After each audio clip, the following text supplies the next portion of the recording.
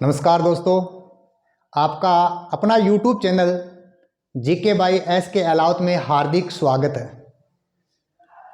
आज का अपना जो टॉपिक है वो रहेगा फिरोजा व वीरमदेव के मध्य प्रेम संबंध, यानी किस प्रकार फिरोजा वीरमदेव से बेपनाह प्यार करती थी, किस प्रकार फिरोजा को प्यार में धोखा मिला, बदला लेने के लिए किस प्रकार अपने आशिक का सिर कटवा दिया।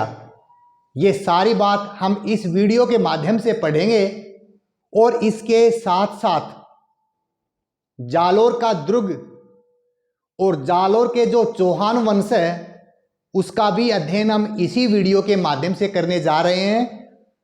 तो चलो शुरू करते हैं।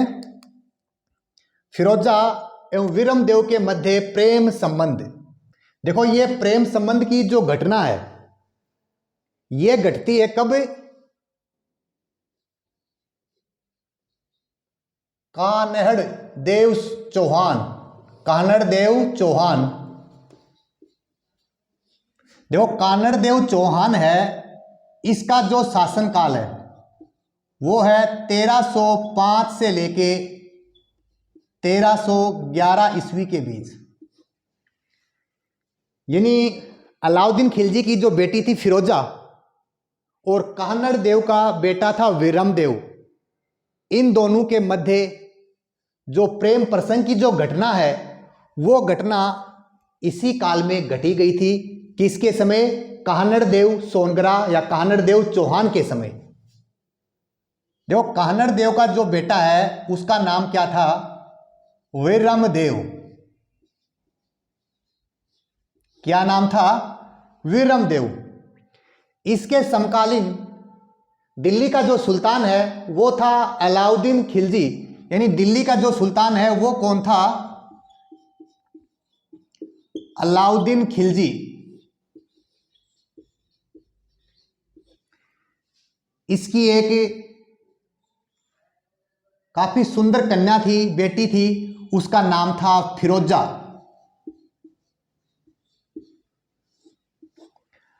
अब देखो, फिरोजा और वीरमदेव के मध्य जो प्रेम वाली घटना है वो पढ़ने से पहले एक बार हम कान्हड़ देव चौहान से पहले इतिहास में चलते हैं, जिससे हमारा चौहान वंश है वो भी कंप्लीट हो जाएगा। तो देखो, ये बात है 1181 की, 1181 ईस्वी की। इस समय जो जालोर है यहां पर परमाणु का राज था और 1181 में क्या घटना घटी? चौहानों की एक नाडोल जो शाखा है, यानी चौहानों की जो नाडोल शाखा है उसका एक व्यक्ति था, उसका नाम था कीर्तिपाल। कीर्तिपाल।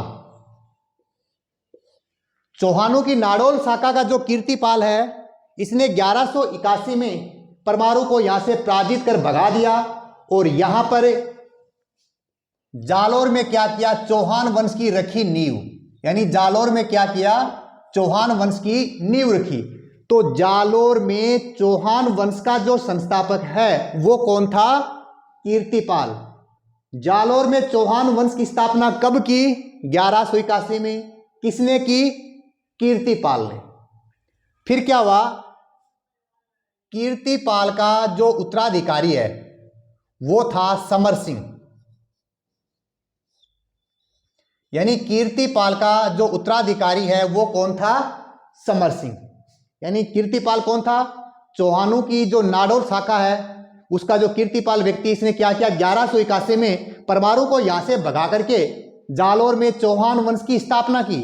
तो जालोर में जो चौहान वंश है उसका संस्थापक कौन था? कीर्तिपाल। कीर्तिपाल का उत्तराधिकारी कौन बना?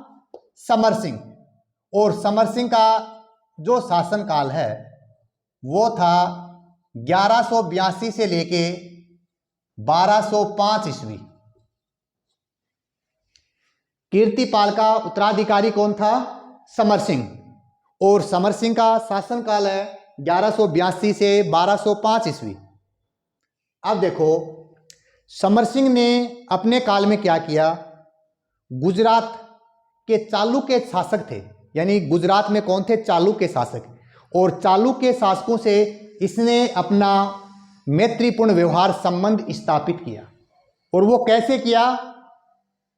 समर सिंह की बेटी का नाम था लीला देवी। बेटी का नाम क्या था? लीला देवी। और इस लीला देवी का विवाह गुजरात के चालुक्य शासक भीमदेव द्वितीय किसके साथ किया? भीमदेव द्वितीय इसके साथ कर दिया। यानी समर सिंह ने क्या किया? अपनी बेटी लीला देवी का विवाह गुजरात के चालुक्य शासक भीमदेव द्वितीय के साथ कर दिया और इनसे मैत्रीपूर्ण व्यवहार संबंध स्थापित किया। समर सिंह का जो उत्तराधिकारी है वो बना उदय सिंह। यानी समर सिंह का उत्तराधिकारी कौन था? उदय सिंह। और उदय सिंह का जो शासनकाल है 1205 से लेकर के 1257 ईस्वी। यानी कीर्तिपाल का उत्तराधिकारी समर सिंह, समर सिंह का उत्तराधिकारी उदय सिंह। और उदय सिंह के शासनकाल में दो घटनाएं घटी थी। पहली घटना 1228 में, और वो घटना क्या थी? दिल्ली सुल्तान इल्तुतमिश ने यहां आक्रमण किया और फिर इल्तुतमिश और समर सिंह के मध्य संधि समझौता हुआ। कानड़देव प्रबंध पुस्तक के अनुसार क्या हुआ? 1254 में दिल्ली सुल्तान नासरुद्दीन महमूद ने इसके ऊपर आक्रमण किया और इस आक्रमण में नासरुद्दीन महमूद है वो पराजित होकर वापिस चला जाता है। तो ये दो घटनाएं हैं, ये उदय सिंह के शासनकाल की थी। इसके बाद उदय सिंह का जो उत्तराधिकारी है वो था चाचिंग देव। कौन था? चाचिंग देव। और इसका जो शासनकाल है 1257 से लेकर के 1282 ईस्वी। चाचिंग देव का जो उत्तराधिकारी है वो बना सामंत सिंह। सामंत सिंह। और सामंत सिंह का जो शासनकाल है 1282 से लेके 1305 ईस्वी। कीर्तिपाल उत्तराधिकारी समर सिंह, समर सिंह का उत्तराधिकारी उदय सिंह, उदय सिंह का उत्तराधिकारी चाचिंग देव, और चाचिंग देव का उत्तराधिकारी कौन था? सामंत सिंह। और सामंत सिंह के समय क्या हुआ? दिल्ली सुल्तान जलालुद्दीन खिलजी ने यहां आक्रमण किया था। हालांकि यहां से प्रश्न है वो एग्जाम में बहुत ही कम पूछा जाता है। यदि जालोर के चौहान जो वंश है यहां से यदि कोई प्रश्न आएगा तो वो प्रश्न आएगा कहां से? कानड़देव चौहान से। कानड़देव चौहान के समय में जो घटनाएं घटी थी यहां से प्रश्न पूछा जाएगा। अब देखो सामंत सिंह का जो उत्तराधिकारी है वो कौन बना? कानड़देव चौहान। 1305 से लेकर के 1311 ईस्वी। अब जो एग्जाम में प्रश्न पूछेगा वो आएगा यहां से, और अपने को क्या पढ़ना है? यहां से पढ़ना है कि यहां फिरोजा और विरमदेव के मध्य क्या घटनाएं घटी, क्यों फिरोजा को लेकर के अलाउद्दीन खिलजी ने यहां आक्रमण किया। यह संपूर्ण जानकारी अब यहां से पढ़ेंगे। देखो यहां का शासक है कानड़देव चौहान, बेटे का नाम है विरमदेव। एक बार क्या हुआ, बात है 1298 ईस्वी की। 1298 में दिल्ली का जो सुल्तान था अलाउद्दीन खिलजी गुजरात अभियान के लिए अपनी सेना भेजी, और वो सेना जालोर के रास्ते से जा रही थी। तब कानड़देव सोनग्रा के पास सूचना भिजवाई कि मेरी सेना यहाँ से गुजर रही है, कोई पंगे वंगे मत लेना मेरी सेना के साथ, नहीं तो अच्छा नहीं रहेगा। अब क्या हुआ, जब अलाउद्दीन की सेना गुजरात पर आक्रमण करती है, सोमनाथ मंदिर को तोड़ देती है, वहां से वापिस आ रही होती है, तब यहां कानड़देव सोनग्रा ने उनके ऊपर आक्रमण कर दिया। इसके बाद क्या हुआ, अलाउद्दीन खिलजी इससे बड़ा नाराज हुआ। कुछ समय निकल गया, गुजर गया। उसके बाद 1305 में क्या किया, अब घटना है महत्वपूर्ण। ये देखो बात है कब की, 1305 ईस्वी की। 1305 में अलाउद्दीन खिलजी का एक सेनापति था और उसका नाम था ऐन उल मुल्क मुल्तानी। ये ध्यान में रखना है। बात कब की है? 1305 ईस्वी की। अलाउद्दीन खिलजी का सेनापति का नाम था ऐन उल मुल्क मुल्तानी। इसको जालोर पर आक्रमण के लिए भेजता है। ये आदमी बड़ा समझदार था। ऐन उल मुल्क मुल्तानी ने क्या किया? कानड़ देव सोनगरा के पास गया, बोला यार युद्ध करने में कोई फायदा तो है नहीं, अलाउद्दीन खिलजी बड़ा शक्तिशाली है, तेरी हार निश्चित है, क्यों मरने की सोच रहा है, क्यों महिलाओं को जोहर करवाने की सोच रहा है, यार संधि बंदी कर ले। इसने समय की नजाकत को देखते हुए संधि के लिए तैयार हो जाता है और ऐन मुल्क उल मुल्तानी है, इसको कहां ले जाता है? दिल्ली में। अब सारी घटनाएं, सारा कांड यहां से शुरू हो जाता है। दिल्ली गया कौन? कानड़ देव चौहान और इसका बेटा वीरमदेव। और ये कहते हैं वीरमदेव बड़ा स्मार्ट था, बड़ा सुंदर था। ये ज्यों ही अलाउद्दीन खिलजी के हरम में पहुंचता है, जाते ही फिरोजा की इसके ऊपर पड़ गई नजर और पहली नजर में फिरोजा से हो गया फिरोजा को इससे प्यार। पहली नजर में फिरोजा इसको अपना समझ बैठी। कानड़ देव चौहान वहां से वापिस लौट आता है। फिरोजा ने क्या किया? विरमदेव के आगे अपने प्रेम का इजहार कर दिया कि रे विरमदेव, मैं आपसे बड़ा प्यार करती हूं, शादी वादी कर लो। शादी का नाम सुनते ही विरमदेव वहां से भाग लेता है और कहां पहुंच जाता है? जालोर के दुर्ग में। यानी कहां पहुंच जाता है? वहां से जालोर के दुर्ग में वापिस आ जाता है। ये वापिस आ जाता है जालोर दुर्ग में।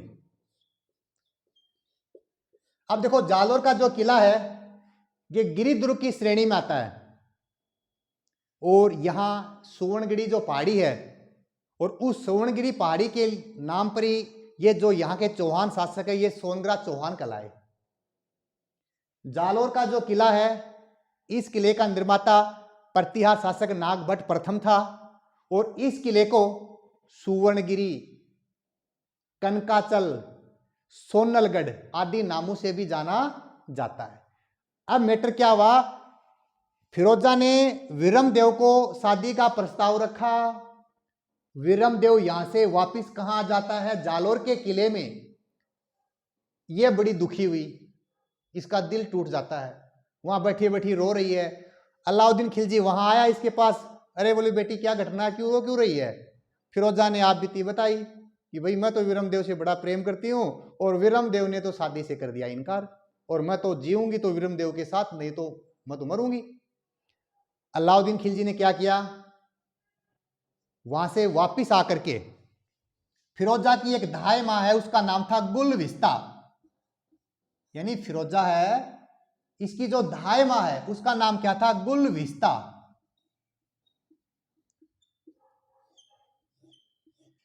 गुलविस्ता को बोलता है कि भाई फिरोजा तो बड़ी दुविधा में फंसी हुई है, वो तो प्रेम के चक्कर में फंस गई।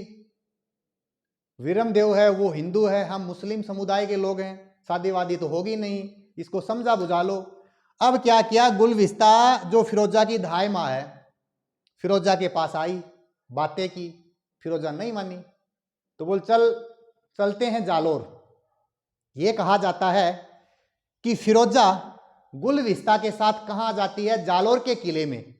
अब देखो, ये प्रेम वाली जो घटना है ये मैं मेरी तरफ से नहीं पढ़ा रहा हूं, ये जो पढ़ा रहा हूं उसके जो स्रोत हैं, जिन स्रोतों से मैं ये प्रेम प्रसंग पढ़ा रहा हूं, जालोर के चौहान शासक पढ़ा रहा हूं, जो मेरे स्रोत हैं वो काहनड़ देव प्रबंध, एक पुस्तक है काहनड़ देव प्रबंध पद्मनाभ की,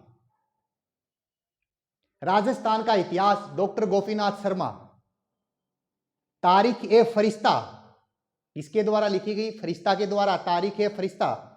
एक है तारीख ए फिरोज शाही, और तारीख ए फिरोज शाही है उसके कौन थे? बर्नी, अर्ली डटी चौहान डायनेस्टी, और इसके लेखक हैं डॉक्टर दशरथ शर्मा। ये अपने स्रोत हैं और इन्हीं स्रोतों के माध्यम से, इन्हीं स्रोतों के आधार पे मैं फिरोजा और विरमदेव के प्रेम के बारे में बताऊंगा कि कैसे हुआ। फिरोजा और गुलविस्ता, ध्यान रखना है कि गुलविस्ता कौन थी? फिरोजा की धाय मां। ये दोनों कहां आते हैं? जालोर दुर्ग में। और जालोर में कानड़ देव सोनग्रा के द्वारा या कानड़ देव चौहान के द्वारा फिरोजा का बड़ा आदर सत्कार किया, बड़ा सम्मान किया, बड़ी इज्जत की। फिरोजा ने बताया कि मैं तो आपके पुत्र से प्रेम करती हूँ और शादी करना चाहती हूँ। भाई कानड़ देव ने इनकार कर दिया कि भाई आप तो मुस्लिम हो, हम हिंदू है, शादी वादी तो होगी नहीं। तब इसने कहा कि आप विरमदेव को बुला दो एक बार, मैं एक बार मिलना चाहती हूँ। तो उधर से विरमदेव आता है, दोनों की मुलाकात होती है। विरमदेव को फिरोजा ने कहा कि ये बात तो अच्छी है नहीं कि तेरी मेरी दोस्ती प्यार में बदल गई। बोलो मैं तो तुमसे प्यार करने लग गई, शादी भी करूंगी, लेकिन ये बात तो अच्छी है नहीं। तब यह कहा जाता है फिरोजा ने विरमदेव को कहा, और क्या कहा? टूटे हुए प्यालों में जाम नहीं होती। यानी फिरोजा ने उस समय विरमदेव को बड़े दुखी होकर के क्या कहा था कि टूटे हुए प्यालों में जाम नहीं होता, इसके मरीज को आराम नहीं होता। टूटे हुए प्यालों में जाम नहीं होता, इसके मरीज को आराम नहीं होता। अरे विरमदेव, अरे विरमदेव, दिल तोड़ने से पहले सोच तो लिया होता कि टूटा दिल किसी काम नहीं आता। बोलो ठीक है, तू इनकार कर रहा है, बेटे तेरे को भी नहीं छोड़ूंगी मैं, मेरा नहीं हुआ था किसी और का भी नहीं होने दूंगी। वापिस हताश होकर के फिरोजा वापिस दिल्ली लौट आती है। सारी घटना अलाउद्दीन खिलजी को बताई। अलाउद्दीन खिलजी ने क्या किया? अपनी बेटी फिरोजा के अपमान का बदला लेने के लिए गुलविस्ता के नेतृत्व में, और एक सेनापति था, उस सेनापति का नाम था मलिक नायब। मलिक नायब। अलाउद्दीन खिलजी ने क्या किया? 1311 में गुलविस्ता को जालोर किले पर आक्रमण के लिए भेजता है, और इस समय सेनापति कौन था? मलिक नायब। 1311 में क्या हुआ? गुलविस्ता जब यहां आती है सेना के साथ, सेनापति मलिक नायब था, और 1311 में जालोर के किले पर कर दिया आक्रमण। इस आक्रमण में क्या हुआ? अलाउद्दीन खिलजी की जो सेना है, इन सैनिकों ने, इस सेनापति ने क्या किया? यहां कानड़ देव सोनग्रा का एक सेनापति था, उसका नाम था बिक्का दैया। क्या था? बिक्का दैया। इस बिक्का दैया को अपनी ओर मिला लिया जाता है, और बिक्का दैया ने क्या किया? किले के जो गुप्त रास्ते हैं, गुप्त दरवाजे खोल दिए, और 1311 में अलाउद्दीन खिलजी की सेना ने जालोर के किले पर आक्रमण किया, और इस आक्रमण में कानड़ देव सोनग्रा वीर गति को प्राप्त हो जाता है। देखो प्रश्न मान लो ये पूछ ले कि जालोर के किले पर अलाउद्दीन खिलजी ने आक्रमण कब किया? 1311 में।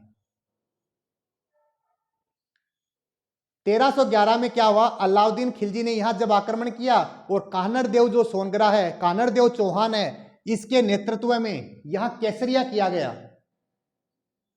और जेतल देव के नेतृत्व में यहां जोहर हुआ।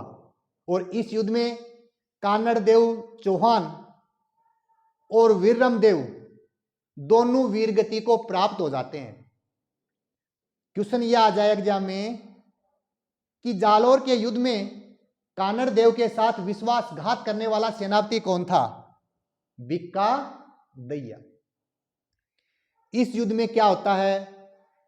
कानड़ देव सोनग्रा और विरमदेव दोनों वीरगति को प्राप्त हो जाते हैं, और विरमदेव की जो गर्दन है वो वहां से काट करके कहां लाई गई? फिरोजा के पास। अब देखो मैटर क्या हुआ? जब 1311 में अलाउद्दीन खिलजी का यहां आक्रमण होता है, और इस आक्रमण में दोनों बाप बेटे मारे जाते हैं, अलाउद्दीन खिलजी का जालोर के किले पे अधिकार हो जाता है और अधिकार होने के बाद अलाउद्दीन खिलजी ने इस किले का जो परिवर्तित नाम है वो क्या रखा? जलालाबाद।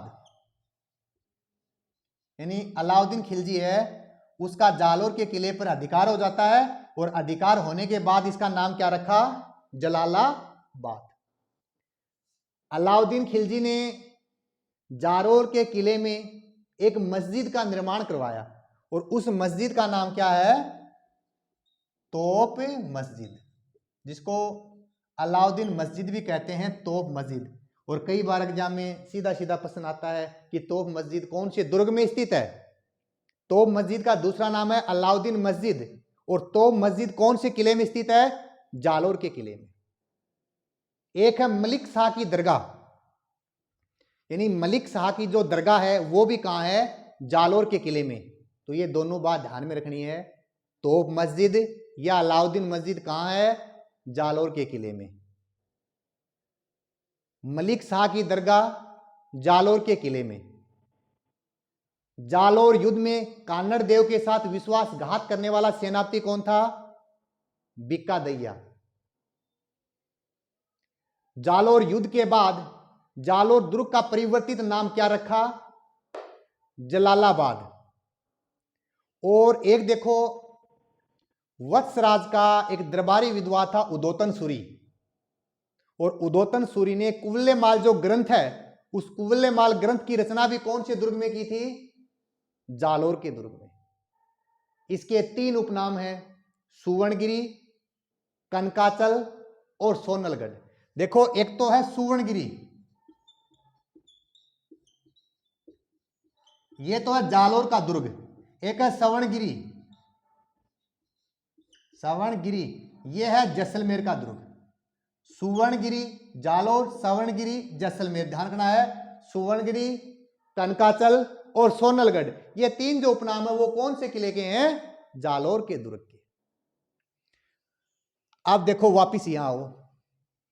युद्ध में क्या हुआ? कान्नड़ देव मारा गया, वीरम देव वीर गति को प्राप्त हो जाता है और वीरम देव की गर्दन काट करके किसको लाके सौंप दी? फिरोजा को। और यह कहा जाता है कि फिरोजा तो बेपनाह प्यार करती थी इससे, प्यार का बदला लेने के लिए यह घटना घट गई। फिरोजा बड़ी दुखी हुई। दुखी होकर के फिरोजा ने क्या किया? हिंदू विधि विधान से उसका संस्कार किया। और यह कहा जाता है फिरोजा वीरम देव के गम में रम पीकर यमुना नदी में कूद करके जान दे दी थी। यानी फिरोजा है वो वीरम देव के गम में रम पी करके यमुना नदी में कूद जाती है, अपने प्राणों को न्यौछावर कर देती है अपने आशिक के लिए, वीरम देव के लिए। तो इस प्रकार ये फिरोजा और वीरम देव का प्रेम संबंध थे। और फिरोजा ने अपने प्यार को पाने के लिए पूरे जालोर किले को समाप्त करवा दिया था, यहां कत्लेआम करवा दिया था, यहां की रानियों ने जोहर कर लिया था, सैनिकों ने, राजाओं ने, सभी ने केसरिया किया अपना एक प्रेम, अपना एक वीरम देव को प्राप्त करने के लिए। तो इस प्रकार ये जो संपूर्ण हमने चौहान वंश, जालोर का दुर्ग, फिरोजा और वीरम देव की प्रेम कहानी को हमने पढ़ा। धन्यवाद।